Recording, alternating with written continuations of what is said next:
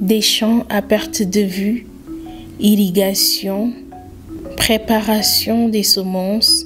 Ici, toutes les conditions sont réunies pour le démarrage des cultures. Nous sommes bien dans la vallée du fleuve, plus précisément dans les communes de Rospeccio, de Diama et de Roncq, à plus de 300 km de la capitale.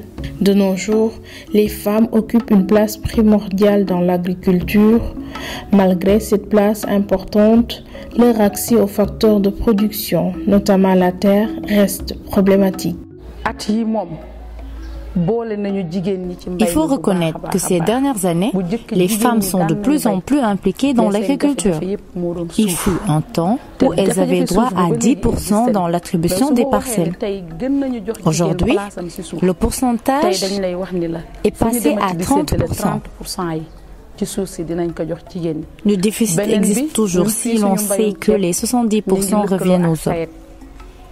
Il faut aussi préciser que le gouvernement, à travers la SAED, est vraiment présent avec des comités où les femmes sont bien représentées pour plaider leur cause.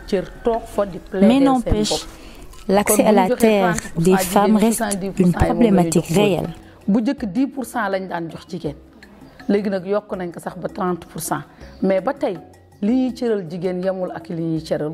À cette problématique, il faut ajouter la pression foncière, la persistance des pesanteurs socioculturelles, entre autres.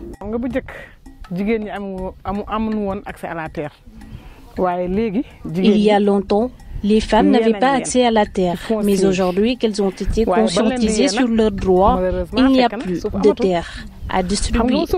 Ce est imputable aux réalités socioculturelles qui ont fait que les femmes ne s'intéressaient pas à la terre.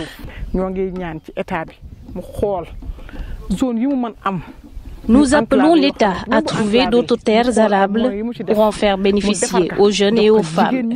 Cette démarche réduira l'immigration irrégulière et l'exode des femmes en Mauritanie voisine.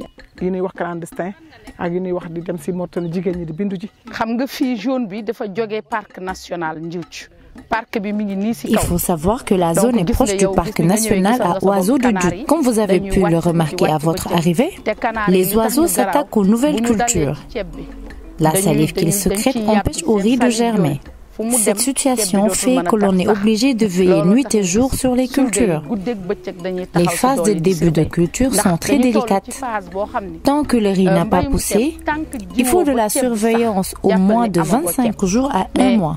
Moment bi nga koy jiw ba muy am 1 mois wala 25 jours da nga koy taxawu kanaara yi guddi taxawu picc yu sew yi pëccëg. Les femmes se constituent souvent en groupement pour bénéficier d'un accès collectif aux terres. Toutefois, la limite de cette stratégie réside dans l'insuffisance des superficies allouées, la qualité des sols, entre autres.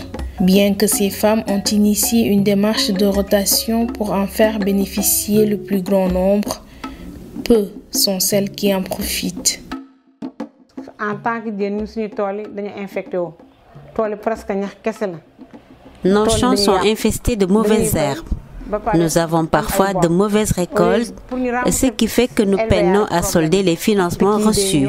À cela s'ajoutent les oiseaux, les inondations, entre autres.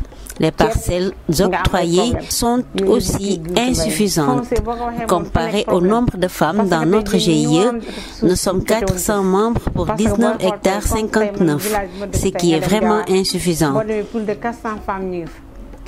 Nous sommes obligés de nous organiser en sous-groupes et alterner au cours des saisons pour que chaque femme puisse en bénéficier et encore qu'elle se retrouve avec de petits champs.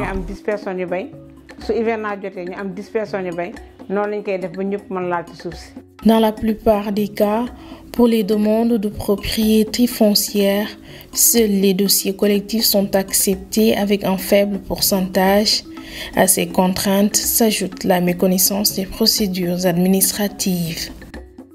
Dans la distribution des terres, on octroie aux hommes individuellement au moment où les femmes doivent se constituer en GIE, ce qui fait que ces terres sont des biens collectifs avec aucun droit individuel pour les femmes. Il faut également noter que dans certaines communes, l'assiette foncière n'est plus disponible. Pour d'autres, certaines femmes font des demandes qui sont souvent rejetées. Pour d'autres, elles ne maîtrisent pas assez les procédures de demande. C'est pourquoi on essaie de les renforcer en capacité sur les procédures de demande d'accès à la terre. Mais force est de reconnaître que les procédures d'attribution ne sont pas rapides pour les femmes. La faiblesse du pouvoir économique est aussi un frein. Ces femmes se tournent vers d'autres activités génératrices de revenus. La culture du riz demande beaucoup de moyens, à savoir le fonds de démarrage, les terres et les financements. Si ces conditions ne sont pas réunies, il est très difficile de commencer. Ce manque de moyens fait que l'on se retourne vers d'autres activités génératrices de revenus. Si l'État nous venait en aide, nous lui en serons très reconnaissants, parce que les activités que nous menons sont très pénibles et pas assez rentables. Nous nous sommes même constitués en GIE en attendant que les conditions soient réunies. Avec l'accroissement de la population, une égale répartition des terres s'avère difficile due à l'épuisement de l'assiette foncière. Ça a toujours été un problème pour tout le monde, hein. Ce n'est pas seulement pour les femmes, parce que déjà, même les hommes d'aujourd'hui ont des problèmes pour s'octroyer des terres. La démographie s'est tellement développée, alors que le foncier ne se développe pas. Donc ça, c'est un problème. Pour les femmes aussi, c'est vrai que, en tout cas nous, on n'est pas contre elles, du fait qu'elles veulent occuper des terres, mais il n'y a plus de terres. Sinon seulement dans le département de Podor, où il reste presque des milliers d'hectares qui n'ont pas encore été aménagés. Les terres ont été données déjà avant notre naissance, donc il n'y a plus de terres dans cette zone. Toute personne, ou bien jeune, ou je ne sais pas, jeune femme, jeune homme, qui a en tout cas des terres aujourd'hui, c'est parce qu'il a hérité de ses parents. Au Sénégal, les lois et règlements promeuvent un accès égal aux terres entre les hommes et les femmes. Dans la commune de Ronkh, il n'y a pas de discrimination dans l'attribution des parcelles, mais il faut dire que la prise de conscience des femmes a été tardive. À l'époque, on disait que qui voulait pouvait faire une demande pour acquérir la terre. Mais dans les années 80-90, les gens n'avaient pas pensé qu'il était possible d'avoir autant de terres. Donc certains ont fait des demandes, d'autres n'ont pas jugé nécessaire parce qu'à ce moment, les moyens que nous avons aujourd'hui, on ne les disposait pas. Nous avons une approche un peu différente des autres en pensant que au niveau de ma commune, même dans des situations antérieures, je crois qu'il n'y a jamais eu quelqu'un qui a été rejeté, dont la demande a été rejetée parce qu'il était une femme. Maintenant, on peut dire qu'il n'y a pas eu assez de sensibilisation du côté des femmes pour qu'elles viennent présenter le dossier pour avoir accès à la terre. Aujourd'hui, pendant que les femmes se lèvent pour réclamer de la terre, il n'y a plus assez de terre chez nous. Donc avant, il y avait le réveil tardif des femmes. Ce n'était pas une discrimination, c'était un réveil tardif. Aujourd'hui, que beaucoup de femmes sont réveillées et qu'elles veulent avoir la terre, il n'y a plus assez de terre. Chez moi, en tout cas, on n'a plus de terre à donner à personne, ni aux hommes, ni aux femmes. Les attributions collectives des terres aux femmes ne sont-elles pas des injustices supplémentaires? Le maire répond ceci. Souvent, les femmes sont organisées en groupement. Et c'est le groupement qui demande, on donne au groupement. Les femmes qui demandent individuellement, on leur donne individuellement. Parce qu'en général, les femmes sont très collectives. Elles aiment trop le mbotay. Donc tout ce qu'elles font a toujours l'aspect collectif.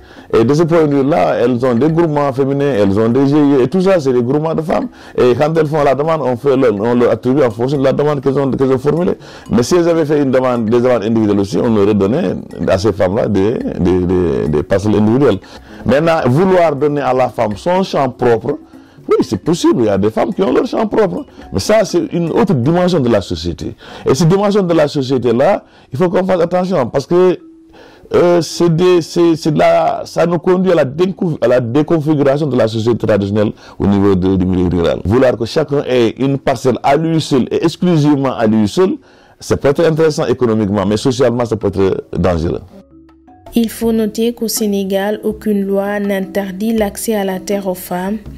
En effet, la Constitution du 22 janvier 2011 stipule que l'homme et la femme ont le droit d'accéder à la possession et à la propriété de la terre dans les conditions déterminées par la loi. Cependant, dans la pratique, la réalité est tout autre, comme constaté dans les communes de Ross Béthio, de Diama et de Ronkh, dans la vallée du fleuve Sénégal.